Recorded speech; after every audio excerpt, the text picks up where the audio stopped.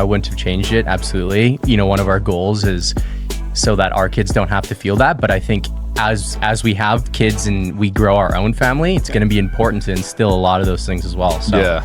There's pros and cons to growing up with money and growing up without. 100%. Yeah, 100%. Yeah. But that immigrant mentality is hard to transfer. For sure. Absolutely. That's something we won't be able to give our kids, Yeah, 100%.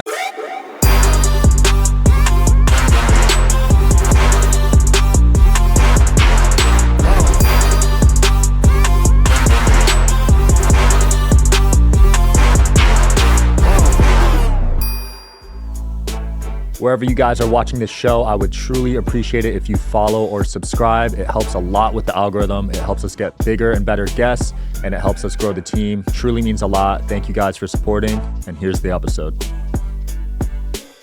All right, guys, we are here with Amazon experts, twin brothers, Eric and Brian, the Zab Twins. How's it going, guys? Doing well, man. How are you? I'm good. Can't complain. I'm doing amazing. Thanks for asking. It's the best quarter of the year for you guys, right? Yeah, 100%. absolutely. Q4 Anybody in is- ecom?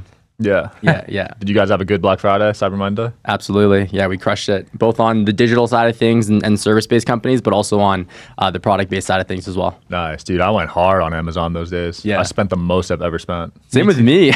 Yeah, literally me as well. Dude, it's so funny because you see these TikToks where it's like they barely even discount it. Yeah, It's just like psychological. 100%. They raise the price like 40%. And then they drop it. Yeah. There's so many different ways that you can get creative with pricing strategy for sure. But you can work on your first 30 day or the 30 days leading up to it, and you can really murk the system. But the intent to buy on Black Friday is just an absolute game changer. So Insane. you got to take advantage of it. Yeah. People don't even go in stores anymore. No. I remember when we were kids growing up, people would go to Walmart, Target. There'd be lines. Yeah, 100%.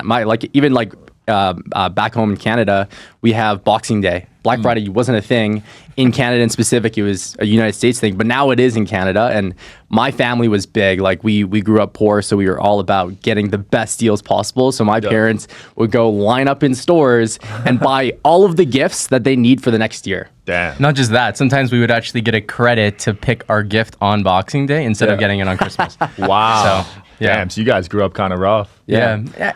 I wouldn't say I wouldn't say rough per se, because my parents they worked their asses off for us, and we had a good lifestyle and we were very, very family based. But comparing to other people, we came up very, very moderate, low income. Yeah. My mom grew up working in fast food, and she ended up getting a job at the hospital. My dad ended up working the ranks through a union job, and they hustled, and they were able to build a great life for us by the end of it, and now it's all about giving back. That's cool. They were immigrants? Immigrants, yeah. My mom's from the... Yeah. Man. It's such a story because my mom's from the Philippines, my dad's from Poland, and they had careers. My mom was going to be a nurse. My dad was, he went to school. He had was just about to graduate and get his degree in mining engineering, which is huge back in Poland. Yeah. And to come out here and none of that be recognized, it's you got to start from something, right? And a typical Filipino family, how my mom came out here is she was sponsored. She was a nanny. She worked up in that, and then she finally met my dad at the disco. Oh yeah, disco. So funny saying that. But they started a life together, and when they had kids, it was all about the kids. It was all about giving to them, and I think that's what instilled a lot of the not features, but skills that we have today. Is we grew up and we were you always had to work for what you wanted, right? It was doing things around the house, getting a job as soon as you turned 15 in Canada, and we really embodied the element of hard work, and I think that's what made us entrepreneurs at the end of the day. So super grateful for how we grew up. I wouldn't have changed it, absolutely. One of our goals is so that our kids don't have to feel that, but I think as we have kids and we grow our own family, it's going to be important to instill a lot of those things as well. So there's pros and cons to growing up with money and growing up without. 100%. 100%. Yeah. But that immigrant mentality is hard to transfer. For sure. Absolutely. That's something we won't be able to give our kids, Yeah, 100%. I mean, our parents came here, like Eric said, with absolutely nothing, to the point where we don't even have a single family member that is blood related. They're kind of just in the second cousins kind of thing in Canada in specific. We're actually sponsoring our first cousin in the Philippines to come hopefully next year. So it'll be cool to have someone close. But the reason I bring that up is they didn't have any support other than family, friends per se, good friends. And for that reason, they couldn't take any risks. They couldn't make any investments. All they were doing their entire life was trading their time for money. And it was admiring to see the hard work that they put in. Yeah. But it was also humbling to see that, hey, we don't want that for ourselves. And that's kind of what led us down the journey of Amazon and the journey of entrepreneurship. Yeah. So when did that journey into Amazon start? Were you in high school, college? We were looking into e-commerce. Well, honestly, like throughout high school, we always had the entrepreneur bug. Like we used to do crazy things to make money. What'd you do? We would go down to the States. We would buy stuff at Ross Dress for Less. And we were big skater boys back then. But we would buy all of the skater gear, like DGK shirts, Etney shirts, things like that. And then we would flip it for a profit inside of the skate park. We would also buy chewing tobacco and sell that for profit because it was good money. Oh, yeah? In the States, you would buy it? Yeah, because you can buy logs for dirt cheap. And in Canada, it's hard, especially younger people in high school, they can't get their hands on that stuff. So you buy a log for $20 and you sell a can for $20. You make about $80 in profit. And you're allowed to go over the border with it? Well, my dad was someone that was willing to, take that risk, and we would hide it. We would hide That's it. a no. Yeah. We also did one of our famous ones and probably made us the most money. Well, number one, there was flipping cars, like buying and fixing and then flipping cars. Oh, you guys know how to fix cars? Yeah, but we were big under the hood guys for sure. A lot of our friends too, yeah. Yeah, it was just how we grew up. But we did a thing called the Zab loans as well, where we would lend out money to friends at like 100% interest. Like, holy, here's $100. They give us $200. What? Who's doing that? Believe it or not, it was the thing back in high school, man. Like everybody, I don't know why they needed the money at the end of it, but everybody would come to us, even people we didn't know. Jeez, it was crazy. That's insane ROIs. Yeah. You don't get those these days. Nah, close. People are complaining about 10% these days. 100% is just a whole other level. Yeah. So it started, the entrepreneurial bug started in high school, but we heard about Amazon when we were in second year of college through another gentleman in the Vancouver area as well. He came in, he took a very similar career path to us per se. And what he was pretty much doing was he went to school and studied business. He got a sales job, was making a couple $100,000 a year. Then he started something on the side because he knew that he wanted to stop trading his time for money, but instead have something that could pay him 24/7. Yeah. And Amazon FBA makes a lot of sense because they deal with all of the fulfillment for you. They deal with storing, fulfillment, returns, customer service. It makes it extremely easy, especially in a sales job where you want to trade your time for money because the more time that you work, the more money you could potentially make. Yeah. So we heard about it in 2017, and then we, had a beautiful salary that was disguising itself as these golden handcuffs, and we got caught up in this corporate rat race, and we didn't get started. Yeah, we didn't get started till 2019 in specific, and made a couple $100,000 that year, and we're like, we made all this money. We have all this money.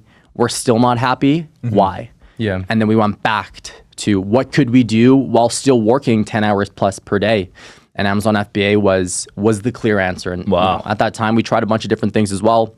All of the online business models, and we'll get into the details there. But Amazon FBA was the clear breadwinner for us, and that's where we put all of our focus. Nice. You guys both dropped out of your work? Yep. Yeah.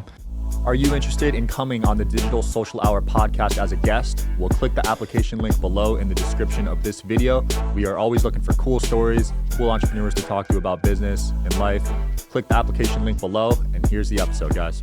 Brian was actually on vacation when I quit. I was like, I was back at home and like, I can't do another day. Like I was itching just to get out of there. And this was in the midst of and we were doing corporate recruitment sales. So you can imagine in the midst of that wasn't easy. Like right. Nobody was hiring anybody. It was all about just making conversation. It was, we were working from home. I actually liked working in the office in all honesty, but we were working from home. So like not having the office camaraderie that you typically have, the environment was just completely different. And it was certainly very challenging. And at that same time, our Amazon businesses started completely taking off. A lot of people in the Amazon space, some of their businesses didn't do as well during ours because our first brand was home storage and organization. Yeah. Everybody was at home. Everybody was buying things to make their house better and more unique and, more spacious and whatnot. And we just started taking off. Once we started seeing the power of not being tied to anything and making more money, honestly, we were starting to make more money than we were getting from our corporate jobs. We were like, heck, if I can spend 40 hours doing this every single week, I can make 4 times the amount that we're currently doing because we were spending, 5 hours each every single week. That's not bad. Not bad at all. Yeah. No. So we did that, took the plunge. We both quit and started going all in on it. And love that. Haven't looked back. It's been amazing. Yeah, dude. I will say, whenever I meet Amazon sellers, they seem so happy, so free. Yeah. Like I went to an Amazon meetup like a year ago. Average revenue in the room was $5 million. Yep. There's 200 people. Wow. And they all just seem so happy, honestly. Yeah. Yeah. Again, the Amazon FBA model in specific, it's a beautiful thing. I mean, you're leveraging a platform that has millions and millions of customers. In fact, like over 300 million Prime users alone, let alone the people that come on that don't have Prime membership. So they're loyal. There are stats and facts out there that if someone sees a digital ad on Facebook, Instagram, TikTok, they'll most likely go to Amazon to see if it's available on there first because they're trusted on there. Yeah. They can get it in 2 to 3 days instead of purchasing from that digital ad. Right. So we took advantage of that. But the biggest thing is the fact that they deal with all of the overhead components. They deal with the warehouse workers. They deal with the actual fulfillment centers. They deal with fulfilling the actual orders to it. And on top of that, the returns and the customer service. So yeah, they deal with all of it. And that's why I think I read this in an article. They actually barely make money on Amazon. Yeah. Like most of their money comes from AWS. AWS, yeah, exactly. Which is pretty wild because they're doing trillions of volume, right? Yeah. On Amazon.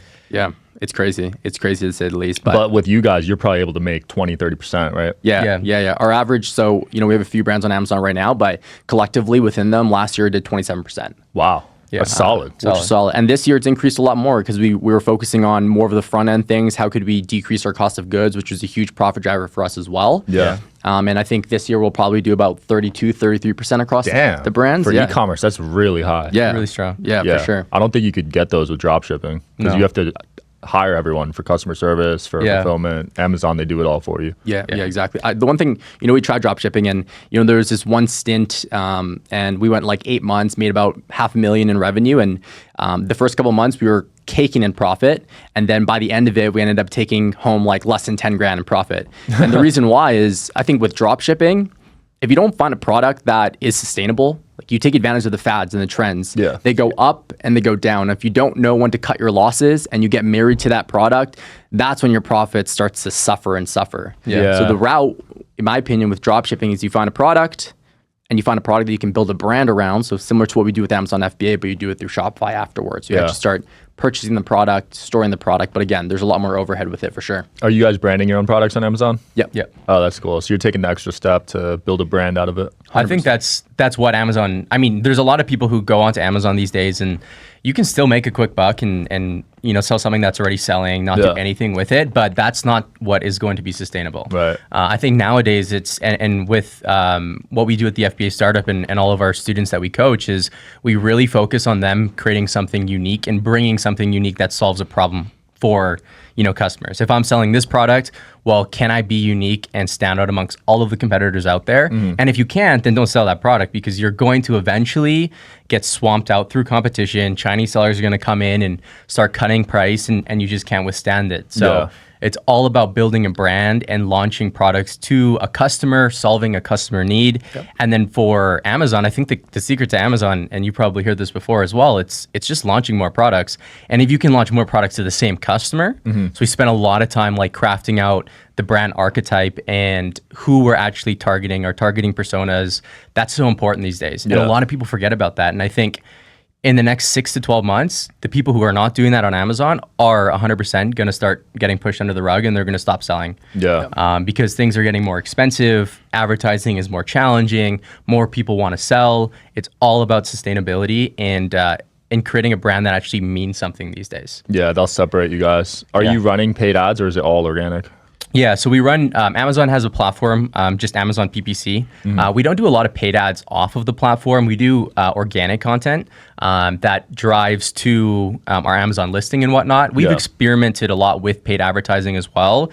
It depends on the product. It's, if there's an emotional attachment to it and you can go onto Facebook. I dictate Facebook as an emotional-based market because you can really sell something to somebody that doesn't think they need it because you can talk to their emotion. On Facebook? Yeah, exactly. You're scrolling like, oh my God, like I need that product. Where Amazon, the cool thing about Amazon is it's a search engine, right? I dictate that as an intent-based market, right? You're going onto Amazon, you said you bought a lot of things on Black Friday and Cyber Monday.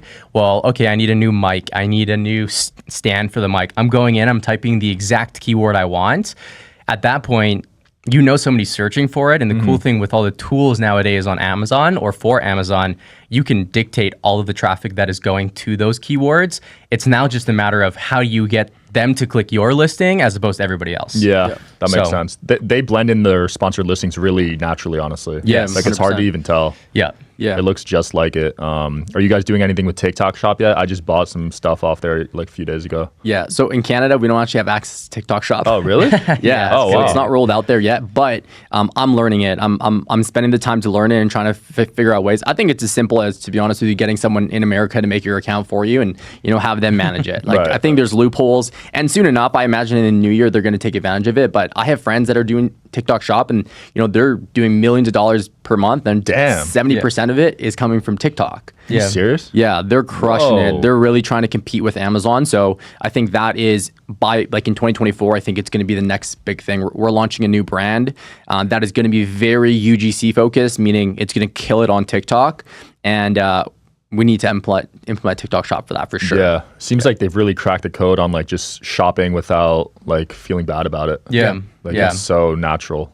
That's exactly it. It's like I think about customers, like where are they spending their time? And content, the cool thing with content these days is like you can show so much more than looking at an Amazon listing and looking at images. Like you can show how the product is being used. You can show, you can ride a trend on TikTok and then, filter in your product. And it looks super organic, right? Yeah. It's like, how do we make it as easy as possible for people to buy? And that's really what Amazon is. It's like, it's so easy now to go on Amazon. We order something in the morning and sometimes it's there at the end of the night. Yeah, like right. people Crazy. want convenience. Same day. Yeah. I live right next to one, dude. I guess like within 4 hours. Yeah. It's Holy crap. crazy, It's dude. It's Crazy. actually crazy. You And probably have someone just walk over from the warehouse and knock on your door. Dude, now they're using like AI. Yeah. Yeah. Like to sort your orders. Yeah, Yeah, yeah, It's crazy. Drones are gonna. I think it's rolled out in certain states, but drones will start dropping off orders for you. Groceries, yeah. I Yeah. get groceries in like 2 hours. It's Yeah. actually nuts. Yeah, it's Like crazy. we are so spoiled. Yeah, 100%. I think did that to us. To be honest with you, I think our business blew up but I think that a lot of people were just traditionally accustomed to going into retail stores to purchase all of your goods. Yeah. But there is that inability to go into certain stores, right? And for that reason, Amazon blew up because of the fact that you can get stuff same day. Yeah. Right. So I think from a psychological standpoint, buyers just want more ease, and Amazon is the easiest platform to get purchases. from. Yeah. So how much, for people watching this, how much would you say they need to get started on average? Yeah, so we have students that start with like $5,000.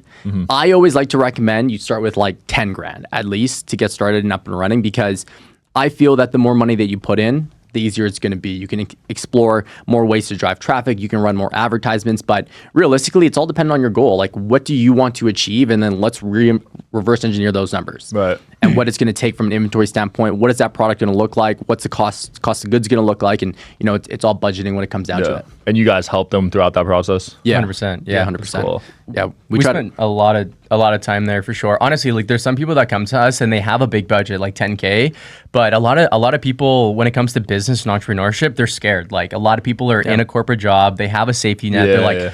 I just want to like make sure this works first. So, a big strategy that a lot of our students actually do, even if they have a budget, is they start small. Maybe they only order 50 or 100 units. They go through the process. There's a lot of little steps in and along the way that's important to understand. So they want to just get like one under their belt, make sure they feel confident, make sure that, hey, this is actually legitimate. Yeah. And once they get that belief, then they're like, okay, let's go place a 10,000 order, or let's go place a 5,000 order. So some of our students start off with as low as $1,000, sometimes $2,000, just getting that small test order going, getting the belief, and then doubling down the second time around. Yeah. Completely depends on the person at the end of the day. Yeah. Nowadays for us, we don't launch products that most of our first product or our first orders for new products are between 10 and 15 grand, sometimes even more with this new brand Modern that we're launching.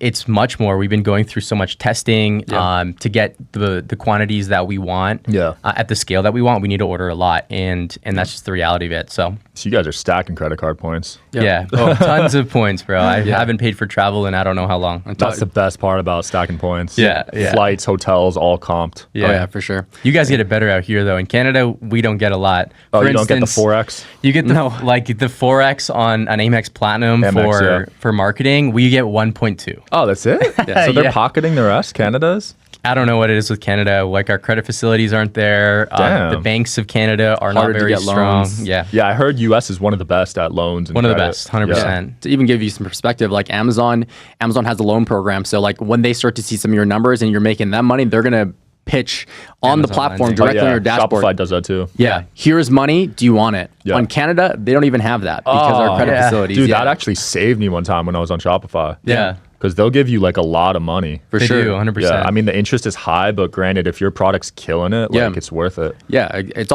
all comes down to planning. You know, we've leveraged line of credits on big orders to fulfill Q4, for example, and we know with the right planning and the right strategy that we're going to make that money back in tenfold and be able to pay that off sooner than later. So Were you guys ever underprepared for Q4? 100%. yes, Yeah. 100%, Many times. There's a couple different things. We have like our home storage and organization brand it's not a very Q4 brand, and we realized that after our first Q4 in it. Yeah. There is a term in the Amazon space called giftable, right? So is your product giftable? And that's how you should prepare for it. The cool thing with all the tools these days is you can look at all the past data and make that decision. Yeah. But us being naive, we're like, oh man, we're going to go double down and order all this inventory. And the first time around, we were overstacked. Now, last year and the year before, we have another brand that is specifically in, it's like gift packaging supplies. So you can imagine it's crazy. Last year, we ran out of stock Gift wrap. on basically all of our inventory, and we ordered a lot, but we went hard. Dang. We went real hard. So that's tough because you're losing all that potential revenue. yeah, which it is tough pill to swallow. But this year, it's the matter of the correction. I think in business, it's all about learning, right? It's like I live what by- works, what doesn't. I live by a philosophy, and it's either you win or you learn. I love that. And that scenario, we learned. So at the end of the day, I don't believe in failure, to be honest with you. Like if you can learn from something and then implement your learnings into the next time you do it. Yeah. I also don't believe in giving up after the first time. So taking those learnings, bring them into this scenario again, you will most likely be successful or at least have a better go at it compared to the first time. And these days, there's probably AI that can help with inventory planning. Are you guys dabbling with any AI? Yeah. We do a ton of it. We actually hired, he's kind of like a silent in a way. Yeah. When it comes to AI, he's just like this big nerd, and we hired him one-on-one. We've been working with him for the past 6 months, and we pretty much crafted the entire Amazon process with prompts with him. Wow. So it's something that we haven't rolled out to our students just yet because we're firm believers of testing or creating, testing in our own brands, making sure everything's viable, and then rolling it out to students. Yeah, So that's in the cool. next year, we're going to be launching a 3.0 of our program, and that's going to be very AI driven, and it cuts down the time by like 20-30% at the bare minimum. But on top of that, it gives you the insights that you don't typically see by looking at the current tools that are out there. Yeah. Some of the current tools can like predict revenues. I saw. How accurate are those though? Because Yeah, I'd say give or take 20-30%. Okay. Yeah. It's not bad. Yeah, I used to use Unicorn Smasher. Yeah. Yeah, I've Chrome heard about extension. that. Yeah. Yeah, it would always fascinate me how they knew like, oh, that product does 100K a month. Yeah. So to kind of give you some perspective, a lot of the tools out there, what they do is they base it off of like a 3-month average to kind of give some numbers. So a 3-month average, and then some tools will look off of history, and then some will give you numbers based off of projections, based off of even annual data. So they're all different per se, and you kind of just look at them. At the end of it, having that data to look at helps you still make educated decisions. Yeah. Right. If you didn't have that data, you're kind of going in there blind. Yeah. So that's why I think testing is such a huge component to it, because when you start to test and you start to start off with a smaller inventory order, and then you actually see what your product can do, because sometimes those numbers can be subjective, because you could have a great way that you're positioning your product. It's being attracted to a lot more customers compared to your competitors. Yeah. And you could blow those numbers out of the water. So that first inventory order is really just this trial to be like, okay, I know what this product can do. What can this do for me on my next orders moving forward? That makes sense. How long does it take to rank on the first page? We can get ranked within a 7-day period sometimes. really? Sometimes Wow. sooner. Sometimes it takes a little bit longer. I think you're gonna put in a system. You're gonna rank, and the whole goal around Amazon is trying to get as much. I look at Amazon as real estate. Really, it's like, how do I get here, and the more you have there, the more the system's gonna work for you. So you can get ranked in 7 days. We've had products where within a 3-day period it's been ranked as well. Wow. It's still about maintaining. When you start getting reviews, it becomes easier and easier. Yeah. Nowadays, what we always say is the first 30 days is your opportunity to rank. There's a thing called the honeymoon period that everybody talks about in the Amazon world. People say it's 30 days, people say it's 60 days, but it's your opportunity to prove to Amazon what you got as a seller, right? There's no history. You create your own future in that. So for us, even though we might get ranked to the first page for all of our keywords in, let's say, 2 weeks, we're still going and trying to push as many units into as many sales and get as many keywords under our belt as we possibly can within the first 2 months, 30, 60 days. And again, that's what paints the future for your product. Yeah, that makes sense. Yeah. Have you guys ever left a review on a product? I actually haven't. I'm wondering. It's funny how that works because like Amazon is such a social proof driven market, and we want to do our best to try and get as much reviews as possible, having different strategies in place. But the funny thing is, I will never leave a positive review, but I'll always leave negative. Oh, reviews. you're that guy? Yeah. And it's weird how it works, but it's because we've got bitten in the with negative reviews. So maybe it's like this kind of like trauma that I have to pull into the market. But I think it's also helping buyers. Like sometimes I get products, I'm like, this is nothing. Like, and as an Amazon seller, like we put in so much time and effort into making sure what we say our product is exactly that. We're sampling the products. We're split testing all of our images to make sure the communication is all correct. Yeah. And you get a product sometimes, you're like, oh man, this looks amazing. And it's nothing like that. Like it's almost a service to, buyers out there that you got to know what's going on here. That's so funny. That reminds me of those commercials back in the day, those 1-800 commercials. Yeah. You remember those like moon sand products and all that stuff? You would get in the mail and it'd be terrible. Yeah, for sure. So. And that's why I also think Amazon's a unique opportunity, because if you do a bad job communicating what your product is, and this comes from like, hey, you need to understand who your customer is, you need to understand what your product is going to do for that customer, and it goes back to that archetype and understanding their needs and their wants and their desires. Yeah. If you do a bad job doing that, then you're going to get flushed out. You're going to get negative reviews, and you probably won't even do a reorder. Yeah. This is why I like essentially teaching people, especially in North America or the Big Five, let's call it, because they can take a philosophy and understand that, where the people in China, they got the money, but they'll go launch anything within their product line. Yeah. They'll launch it and they'll just like spend a ton of money, but they're probably going to get terrible reviews and they get flushed out.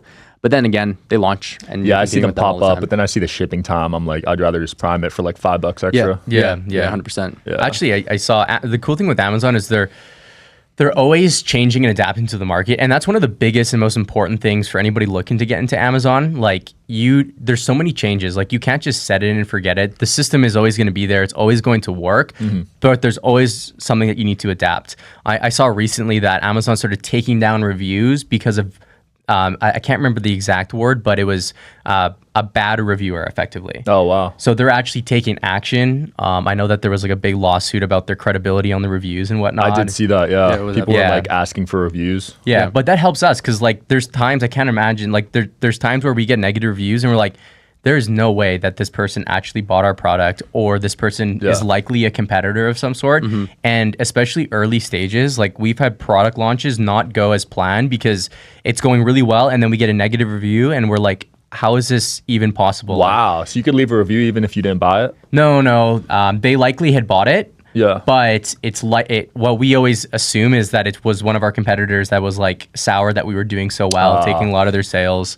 Yeah, I feel like happens. That's so easily, you could easily do that to anyone. Yeah. They need to figure out how to fix that, I guess. Yeah, 100%. And they have taken some corrective actions. Like there's in your health dashboard, you can actually message those bad reviewers and try to resolve the issue. Yeah. Oh, wow. If you're a registered brand, so you have a trademark, they give you access to communicate on those negative reviews. Interesting.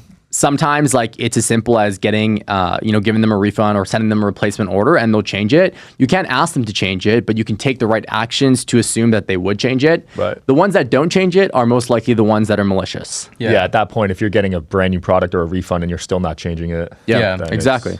That makes sense. So part of the game for sure. What are you guys working on next? We have so to kind of give some perspective, he deals with more of our digital service-based side of things, and I call myself the brand builder. And we're working on 2 new brands right now. I'm very bullish on the fact that, hey, I've learned Amazon once, I'm going to go and keep doing this continuously again and again. So we're launching a bath bomb brand. Nice. Specifically for men, though. Okay. I haven't seen that for men. Exactly. I go to Lush and I feel kind of weird. Like it's all girls. It's very feminine. That's exactly it. Yeah. This bath bomb is, just think of the bath bomb as a vessel to deliver actually supplements. So they're specifically for sleep. Baths already help a ton with sleep. They're very similar. You talked about saunas. They're very similar benefits to taking and going into the sauna. So we infuse these with supplements that aid sleep. And they're just a vessel. Like if you put them in, let's say your partner was drawing a bath for you and she put in the bath bomb and then you came in, you went into the bath, you wouldn't actually see anything in terms of a color change in the water. Oh, wow. Yeah. It's just a non-invasive bath bomb that's, having good. supplements coming through your skin. Yeah, because your skin absorbs everything, right? Yeah. There's no actual testing per se, but like Jared said, we've been building this for about a year now. We have done like 5 rounds of samples. We sent them out to hundreds of samplers as well. And we have like that amount of confidence from the people and ourselves that this product works. Like, Interesting. if you throw yourself into a bath with this, you will have an amazing sleep. Dude, I'll try it. Yeah, I love we'll baths. definitely send you some for sure. Sick. Yeah, we're launching that in I would say February, probably around that. February. So really cool. And what Brian was talking about, like us actually going and understanding that this actually does well. Like, I'll come off of a bad sleep, for instance. I'll take a bath with our bath bomb, and I'll look at my aura stats as my aura ring the night before that I had that bad sleep, and then going into the next sleep, like I'll have an incredible sleep every single time. Like, I mean, 90% of the time, let's say. There's never 100% certainty, but The fact that you're tracking it is cool though, because it's not just like you're saying it. Like 100%. You have some data to back it up. 100%. Yeah, exactly. I mean, I would love to do some form of case study or test in some capacity where we actually have like documentation with social proof. But that's a big focus. That's finally getting up and running and off the ground, like Eric said, in February. And then we have another project that we're working on. We're in a mastermind. There's about 15 of us in that mastermind, and we're collectively building a brand. One thing I have found in the Amazon space is a lot of people are very unvocal about what they're doing. They like to be secretive. I noticed that. They never tell you their products. They never tell you their products. But what we're doing is we're completely case studying everything. So we're launching a brand called Voyage, and it's going to be a travel-based brand specifically for people like ourselves, people that are on the go and they want, travel efficiency without the headache of living out of their closets, for example. And we have literally documented every single step. It's completely backed by sponsors as well.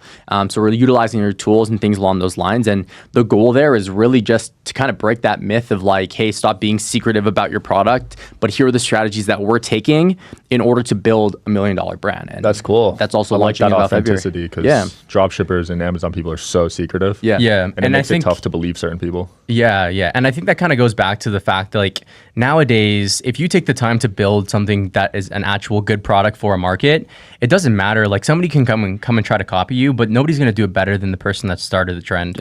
Right. So you can take your time to build that out. Like with Modern, which is the bath bomb brand, there's tons of people selling bath bombs. But the reason why we went specifically men is completely against the norm of, I think men are scared to say that they take baths because it's very feminine. Sure, dude. Right? Going into Lush. I go into Lush all the time. That's where I used to buy all my bath bombs. Actually, we had this idea like 3-4 years ago, and it's like, who the hell's going to go do that? Nobody's as passionate about taking baths as Brian and I. Every time I talk about it, I get roasted. Yeah, exactly. So, I mean, the personality you bring, the effort you take into launching products these days will go a really long way. And if you are, the cool thing with Amazon is you can get started with a product that you're not passionate about, but as you get better, the goal is to start doing more of those passion projects like Modern. It's like we now know like this is going to be $100 million brand, hands down. Like I'm very confident in that because of what we are doing with it, but how confident we are with our skill set as a whole. So that's awesome. Where can people find you guys? On any social media, the Zab Twins, the ZAB Twins on YouTube, TikTok, Instagram, and then you'll see our social handles. We'll link it in the video. Thanks for coming on, guys. Absolutely. Appreciate you. Great episode. I'll see you guys tomorrow.